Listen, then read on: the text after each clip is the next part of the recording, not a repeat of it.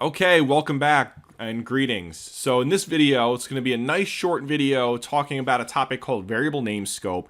This is going to be particularly important and we'll follow up on it when we introduce a topic called functions. But let's just learn a little bit about the basics now so that we have a foundation to build upon.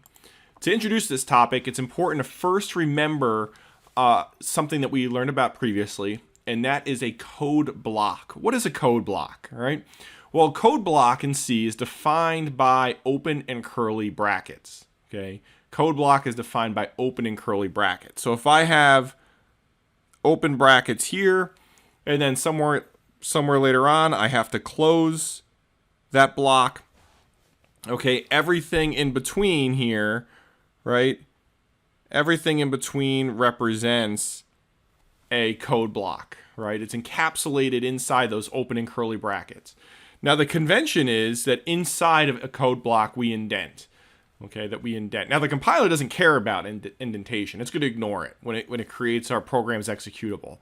However, you want to keep yourself sane, and it helps you tremendously to be able to visualize the code blocks. It makes writing your code way easier. It also makes it way easier for someone else to read your code. So please do that, right? We want to get you in good habits.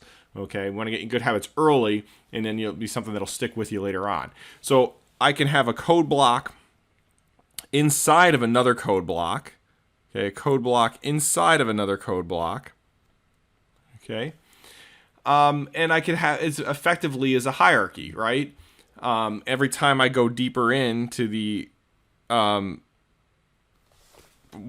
something contained within another one, I'm basically encapsulating this information inside of some of the other code blocks. Okay, so for instance, this code here, right, is contained within this code block, which is contained within this code block. Okay, so code blocks they're containers, right? They contain information. All right, inside of a code block, this has to do with something called scope. Okay, if I define a variable, all right, if I define a variable inside of one code block, okay, that definition does not necessarily. Let me kind of illustrate this with an example, right? If I have a variable x defined here, right, inside of this top code block, right, so like maybe right after the curly brackets, that variable x can be used, right, anywhere from where it's declared down, including inside of any code blocks that are contained within it. Okay, so I'll show you an example in a moment to kind of illustrate it. Okay, this has to do with something called scope, variable scope. Okay, so variable scope is when is this name, right? When is the name of this variable legal?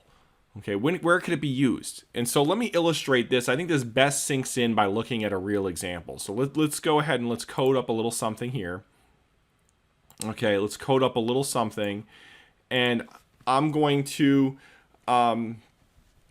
just do something really simple, okay, where maybe we have, let's see, we'll do a simple little if statement here.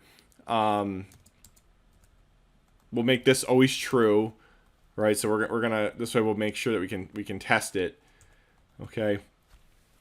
And inside of this this if statement, right, this conditional statement, if I declare x here, okay,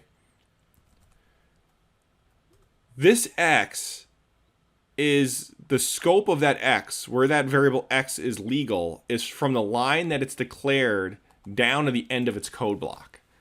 Okay. In other words, once we hit this end curly bracket here, the end of the code block that it's defined within, there is no such thing as a variable x defined outside of that code block. Okay. That's the same thing actually with variable a here too.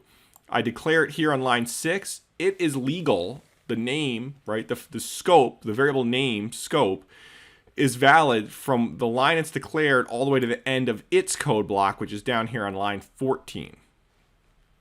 Okay, so let me give you an example, right? If I go here and I say x is, and I'm going to print it out, okay, that will work, right? On line 9, that's going to print out. That's going to work.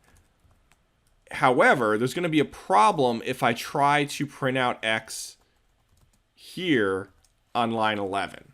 Okay, so let me try to compile this to illustrate a point. You can actually see the IDE is giving me a, is letting me know that there's an issue right away. Okay, so I got the build failed, right? We had a compile error. We got a pretty helpful error. The error says that on line 11, X is undeclared. Okay, X is undeclared. It's saying, hey, right here on line 11, we're having a problem with what this is. Right, and the reason for that is X is not declared, right? The scope for it, the scope for X is from line 8 down to the end of its code block here, right, to line 10. Right, so this is a compile error. The code doesn't know what X is. Okay. Now, variable name scope is not designed to make your life harder, right? It's actually designed to make your life easier. This is a feature. Okay, this is a feature of programming languages. And the reason for that is real systems have lots and lots of code, right? And you want to be able to use a variable X in your code, and you might be calling a library some other code that you're also using where somebody else or maybe even you use the same variable name. Okay, you don't want to have it just because one place in your code contains a variable name that's named something that now you can never use it again. Okay, so this is actually something that is a really helpful thing, right? So if in this case, if I wanted to make X available on line 11, I would need to move it out of this code block here. If I moved it up here and I save, that error is going to go away. Sometimes I have to recompile it just to kind of get the IDE to be aware of it, that it's kind of refresh it to check and say that actually said build successful, okay? Because now the scope, right, is available from here down to the end of that line, okay? So, just a couple things to reiterate here. Always, always, always indent each code block. Okay, we're building a hierarchy, right? The code blocks can be contained within other code blocks, right? Here is one inside of main is our first code block here, all right? Everything inside that is indented, and then everything inside this if code block here is also indented. If I had another code block, right, that was contained within that one, I would indent again. Okay, and notice it's very easy to forget about closing brackets and everything. The IDE here makes your life a lot easier, right? You can click and you can see which ones match where, right? And also the indentation makes your life a lot easier, where you can see these things. You can just visually see what was contained within what, okay?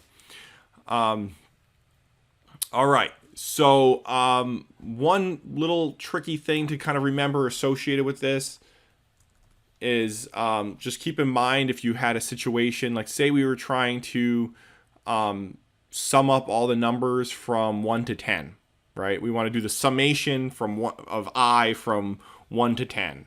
And we know we could do that. We could do something like this, right? I is going to count from 1 to 10. Okay, and I could do, imagine we wanted now we would usually do it like this, right? How we've seen it before. And let me do it the correct way, and then I'll show you the wrong way to do it. Okay, this is going to work, right?